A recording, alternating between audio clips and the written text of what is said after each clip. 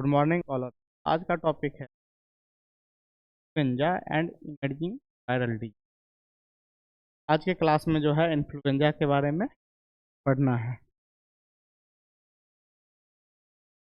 Introduction.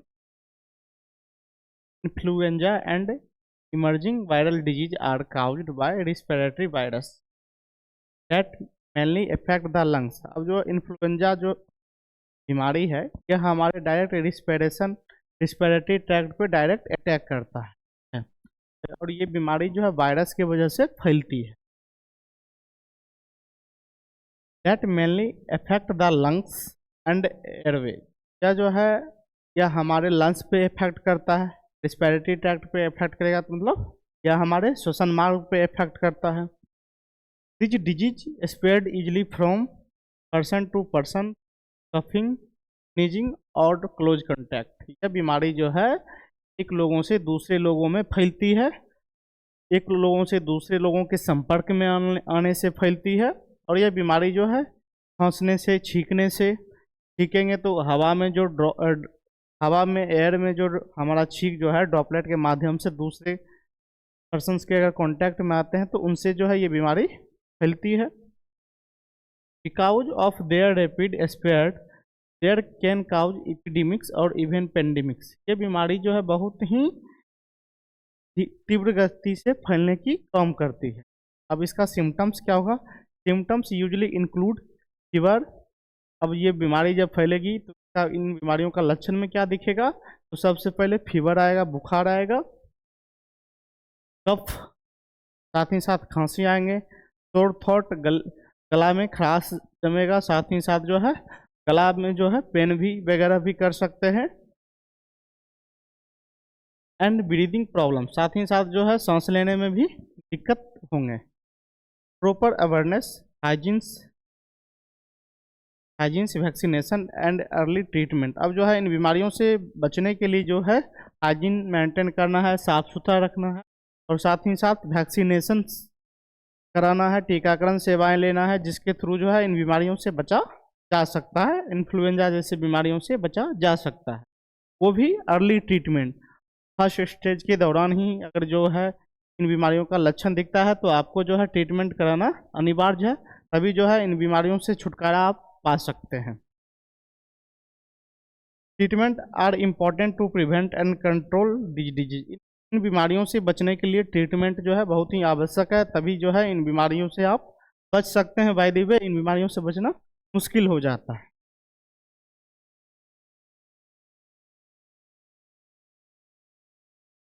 Influenza seasonal flu भी जिसको बोलते हैं। Influenza is caused by the influenza virus. ये बीमारी जो है इन्फ्लुएंजा नामक वायरस की वजह से होती है, जिसमें ये बीमारी के अलग अलग टाइप हैं, टाइप ए, बी और C. It is spread through coughing, sneezing and close contact. ये बीमारी जो है छींकने से, खांसने से और साथ ही साथ किसी के कॉन्टैक्ट में आते हैं वैसे पर्सन जो इन बीमारियों से इफेक्टिव हैं तो उनके कॉन्टैक्ट में आने से भी जो है ये बीमारी जो है फैलती है। सिम्टम्स, फीवर आएगा, कफ, कोल्ड, सोर थ्रोट्स, ये सब इनके सिम्टम्स हैं। हेडेक, बॉडी पेन, शरीर में दर्द वगैरह होगा, सर्दी खांसी वगैरह होंगे, बुखार आएंगे, ये सब इन बीमारियों के लक्षण हुए। Usually mild but can be serious in elderly and children. ये बीमारी जो है ज़्यादातर बूढ़े और बच्चे लोगों में जो ये बीमारी जो है ज़्यादातर देखने के लिए मिलता है, क्योंकि उनके जो है इम्यून सिस्टम जो है वो कमज़ोर होने की वजह से वैसे लोगों में जो है ये बीमारी ज़्यादा ही असरदार होते हैं और वैसे लोगों में जो है ये बीमारी फैलते ज़्यादातर हैं। के बाद है एवियन इन्फ्लुएंजा, जिसको बर्ड फ्लू भी बोलते हैं। Avian influenza caused bye influenza ए वायरस। ये बीमारी जो है इन्फ्लुएंजा ए वायरस के फैलने की वजह से होता है। Mainly H5N1 and H7N9 certain इन। अब जो है जिसमें हमारा H5N1 वायरस और H7N9 वायरस जो है उनके वजह से ये बीमारी जो है ज़्यादातर देखने के लिए मिलता है। It spreads from infected birds.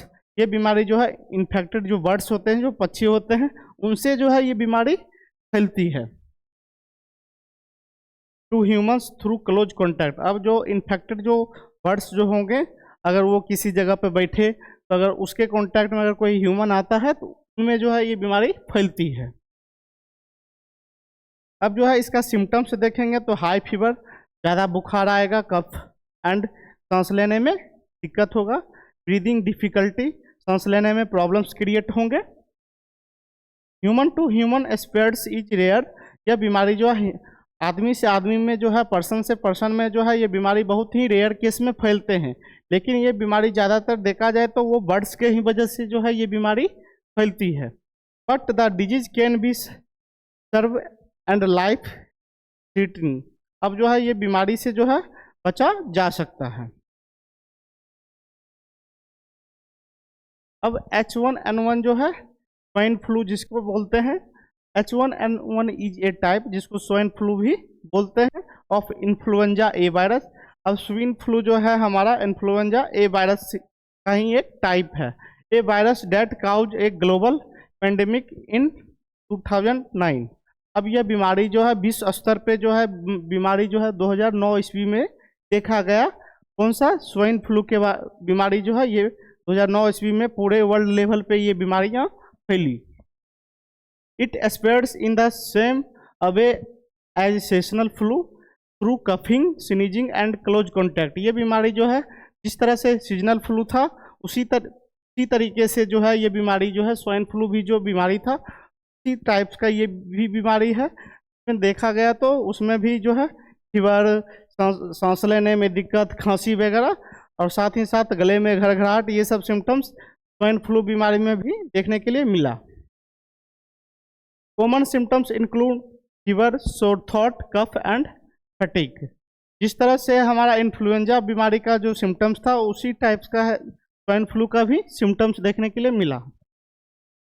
Treatment of swine flu, antiviral medicine, इसमें जो है एंटीवायरल मेडिसिन का यूज किया जाता है। सपोजिट ट्रीटमेंट में paracetamol for fever, medicine for cough and cold, adequate rest and foods. अब जो है ये बीमारी में ज़्यादातर देखने के लिए मिला तो पैरासीटामोल का मेडिसिन देते हैं, साथ ही साथ पेशेंट को रेस्ट के लिए बोला जाता है। सर्व काउज में हॉस्पिटलाइजेशन, अगर ज़्यादा से ज़्यादा अगर ये बीमारी फैलती है तो उसमें पेशेंट को हॉस्पिटलाइजेशन किया जाता है। सांस लेने में दिक्कत होता है तो साइड से ऑक्सीजन सपोर्ट कर देते हैं पेशेंट को। प्रिकॉशन में देखा जाए तो avoid self medication and consult A doctor. अगर जो है प्रिकॉशन में देखा जाए तो पेशेंट को खुद से जो है मेडिसिन नहीं लेना है, डॉक्टर के संपर्क में आके ही जो है मेडिसिन लेना है। Prevention, vaccinations and hygiene. अब जो है साथ प्रिवेंशन में रोगों से बचने के लिए टीकाकरण करवाते हैं, टीकाकरण पेशेंट को लगाया जाता है, साथ ही साथ हाइजीन्स को मेंटेन रखने के लिए और लोगों को जागरूक करते हैं ताकि जो है इन बीमारियों से बचा जा सके। और जो भी इन बीमारियों से ग्रसित जो भी पेशेंट है उनके संपर्क में आने से रोका जाता है ताकि जो है बीमारी जो है एक दूसरे में ना फैल सके। के बाद है SARS, severe acute respiratory syndrome. SARS जो है ये सीरियस रिस्पिरेटरी डिजीज, ये भी रिस्पिरेटरी डिजीज के ही अंतर्गत आते हैं जिसमें सांस लेने हमारे श्वसन मार्ग में रिस्पिरेटरी ट्रैक्ट को जो है ये बीमारी जो है इन्फेक्टेड करता है।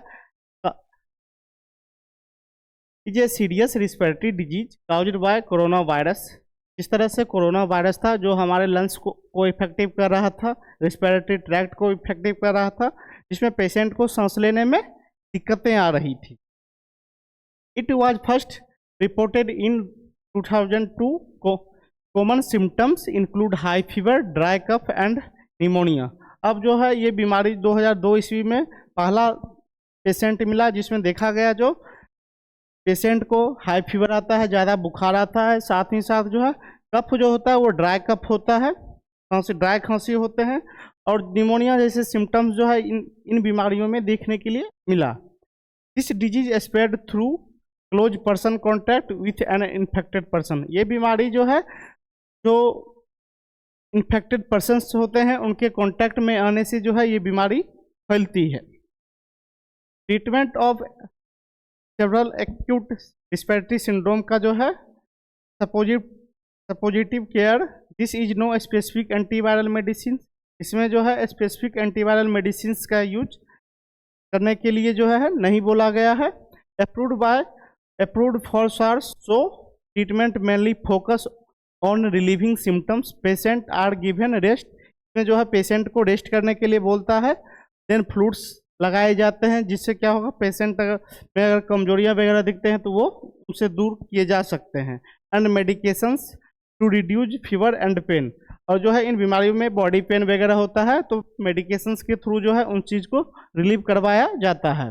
साथ ही साथ अगर सांस लेने में दिक्कत वगैरह होते हैं तो oxygen therapy for patient with breathing difficulty, अगर पेशेंट को सांस लेने में दिक्कत हो रहा है, अगर लो उसका ऑक्सीजन लेवल लो है तो उनको जो है सपोजिटिव के लिए जो है ऑक्सीजन थेरेपी यूज किया जाता है जिससे पेशेंट को सांस लेने में दिक्कत ना हो और उनका ऑक्सीजन मेंटेन रह पाए। हॉस्पिटलाइजेशन, सर्व केसेस में रिक्वायर्ड वेंटिलेशन सपोर्ट, अब कुछ केसों में देखा जाता है कि पेशेंट जो है डायरेक्ट ऑक्सीजन के थ्रू जो है वो सांस नहीं ले पा रहे हैं तो उनके लिए वेंटिलेशन सेवाएं दी जाती है। वेंट के थ्रू जो है पेशेंट के बॉडी के ऑक्सीजन लेवल को बैलेंस किया जाता है, जिसमें हम लोग बोलते हैं कि पेशेंट वेंटिलेशन पे है। पेशेंट का लंग्स जो है वो खुद प्रॉपर जो है सही तरीके से वर्क कर नहीं पा रहा होता है तो वैसे कंडीशन में जो है पेशेंट को वेंटिलेशन सेवाएं देते हैं। एंटीवायरल और एक्सपेरिमेंटल ड्रग्स, इन सम केस डॉक्टर में यूज एंटीवायरल्स और कॉर्टिकोस्टेरॉइड्स अंडर केयरफुली सुपरविजन, अब जो है कुछ कंडीशंस में जो है पेशेंट को जो है एंटीवायरल मेडिसिन का यूज करते हैं जिससे पेशेंट का ट्रीटमेंट इजीली हो पाए। एंटीवायरल मेडिसिन यूज किया जाता है but their effectiveness is limited. Isolations, अब कुछ ऐसे कंडीशन में जो है पेशेंट को आइसोलेशन सेवाएं दिए जाते हैं जिसमें पेशेंट को किसी वार्ड में जो है आइसोलेट किया जाता है, जैसे कि इसलिए आइसोलेट किया जाता है क्योंकि पेशेंट जो है वहाँ पे उसका ट्रीटमेंट ईजिली हो सके और साथ ही साथ बीमारियों को रोका जा सके, क्योंकि अगर उसके संपर्क में कोई आते हैं तो उन्हें भी जो है ये बीमारियाँ फैल सकती है, तो इसलिए जो है आइसोलेशन जो है बहुत ही आवश्यक होते हैं। Patient are isolated to prevent spread to other, इसलिए आइसोलेशन किया जाता है क्योंकि बीमारी जो है दूसरों को भी ना फैले या दूसरों में ये बीमारी ना फैले, बीमारी को फैलने से बचाने के लिए भी जो है पेशेंट को आइसोलेशन वार्ड में रखा जाता है। उसके बाद है कोविड-19। कोविड-19 is caused bye SARS कोविड-2 virus, तो कोरोना वायरस भी बोलते हैं। It spread easily through droplet and aerosol, यह कोविड-19 जो डिजीज जो है यह देखा जाए तो ड्रॉपलेट के माध्यम से छींकते वगैरह हैं तो खांसी वगैरह करते हैं तो उनसे निकलने वाले जो वायरस होते हैं उनसे जो है ये बीमारी फैलने का काम करता है। सिम्टम्स इसका जो है symptoms vary from mild cold to severe pneumonia, इसमें जो है मिल्ड कोल्ड वगैरह होते हैं, ज़्यादातर जो है खांसी से पेशेंट ग्रसित होते हैं, सांस लेने में जो है दिक्कत होते हैं, परेशानियां होती है। वैक्सीनेशन से रिड्यूस सेवेरिटी एंड डेथ, अब जो है टीकाकरण जो है बहुत ही आवश्यक है, टीकाकरण नहीं हो पाएगा तो पेशेंट की इसमें जान भी जा सकती है। Diagnosis, laboratory test are used for diagnosis, जिसमें जो है पेशेंट का जो है लेबोरेटरी टेस्ट वगैरह करवाए जाते हैं, जिसमें ब्लड टेस्ट वगैरह एक्सरे वगैरह जो है वो करवाए जाते हैं। RT-PCR is the most common test, जिसमें RT-PCR के थ्रू जानते हैं कि पेशेंट जो है वो वायरस से ग्रसित है या नहीं ग्रसित है, इसलिए जो है RT-PCR टेस्ट करवाया जाता है। Rapid antigen test are also use, ज़्यादातर जो देखा जाता है पेशेंट को एंटीजन टेस्ट भी करवाते हैं कोविड का चेकअप के लिए। Early diagnosis help prevention spread, अगर जो है अर्ली स्टेज में अगर डायग्नोसिस होता है तो इन बीमारियों को फैलने से बचाया जा सकता है। अब आगे है ट्रीटमेंट।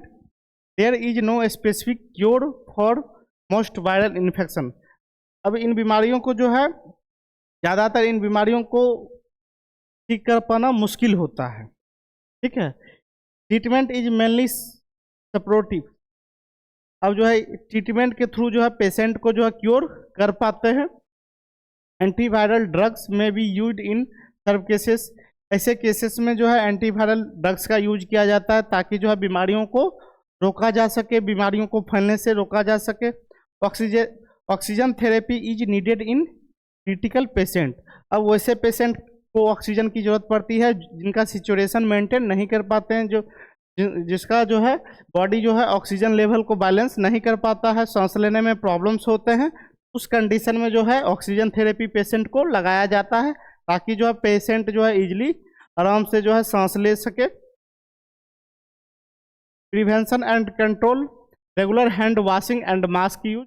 अब इन बीमारियों से बचने के लिए, इन बीमारियों से कंट्रोल करने के लिए जो है, फैलने से रोकने के लिए जो है रेगुलर हाथ अच्छे तरीके से धोएं, साथ ही जो है मास्क यूज करें ताकि जो है बीमारियों को फैलने से रोका जा सकता है, साथ ही साथ बीमारियों पे कंट्रोल किया जा सकता है। Avoid crowded place during outbreak, साथ ही जहाँ पे भीड़ भाड़ जहाँ पे ज़्यादा लगते हैं वैसे प्लेस को अवॉइड करना चाहिए ताकि जो है आप बीमारियों से बच सके या बीमारियों को फैलाने से रोक सके।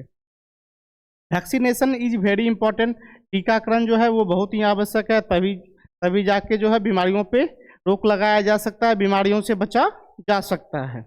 Isolation and quarantine help control spreads. Isolation और क्वारंटाइन जो है वो बहुत ही आवश्यक होते हैं बीमारियों से बचने के लिए, बीमारी को फैलने से रोकने के लिए, क्योंकि आप लोग देखे जो कोविड-19 में, कोरोना में जो है क्वारंटाइन जो है बहुत ही आवश्यक था ताकि जो है बीमारियों को रोका गया उसी के माध्यम से और बीमारियों से बचा गया।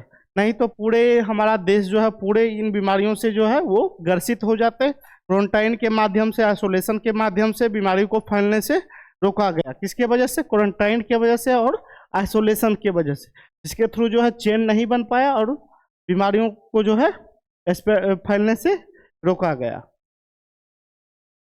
अब role of pharmacist, educate patient about vaccine. अब जो है एक फार्मासिस्ट का अहम रोल होता है कि जो पेशेंट को जो है वैक्सीनेशन के बारे में बताए, उन्हें जागरूक करे ताकि जो है पेशेंट वैक्सीनेशन करा पाए या वैक्सीनेशन ले पाए।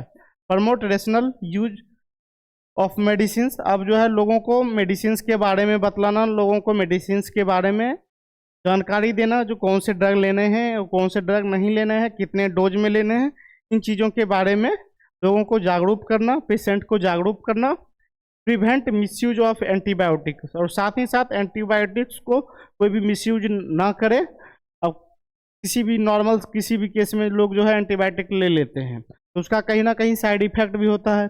इन चीज़ों से बचने के लिए फार्मासिस्ट को बहुत ही आवश्यक है कि लोगों को जागरूक करे। प्रोवाइड करेक्ट हेल्थ इंफॉर्मेशन, साथ ही साथ लोगों को सही जानकारी दे हेल्थ के बारे में ताकि लोग जो है जागरूक हो सके। Conclusion, influenza and emerging viral disease are. अब जो है इन्फ्लुएंजा और इमर्जिंग वायरल डिजीज मतलब वो वैसा डिजीज जो एकाएक जो है जागरूक होता है, फैलने का काम करता है। उन बीमारियों के बारे में बतलाना और बीमारियों से कैसे बचा जा सके, बीमारियों पे कैसे रोक लगाया जा सके। और यह बीमारी जो है मेजर ग्लोबल हेल्थ प्रॉब्लम्स है, मतलब पूरे वर्ल्ड का प्रॉब्लम है ये बीमारी, क्योंकि यह वर्ल्ड स्तर पे ये बीमारी जो है फैलती है। Early detection and prevention save life. अगर फर्स्ट स्टेज में ही जो है इन बीमारियों पे रोक लगाया जा सके, अगर उन बीमारियों को रोका जा सके तो लोगों का लाइफ जो है वो सेव रह पाएगा। Public awareness and vaccination are key tools. अब लोगों को जागरूक करना, लोगों को वैक्सीनेशन के बारे में बतलाना ताकि लोग जो है अर्ली स्टेज में ही जो है फर्स्ट स्टेज में ही है जो टीकाकरण सेवाएं ले पाए, तभी जो है इन बीमारियों को फैलने से रोका जा सकता है, इन बीमारियों से बचा जा सकता है। तो आज के लिए इतना ही। Thank you so much.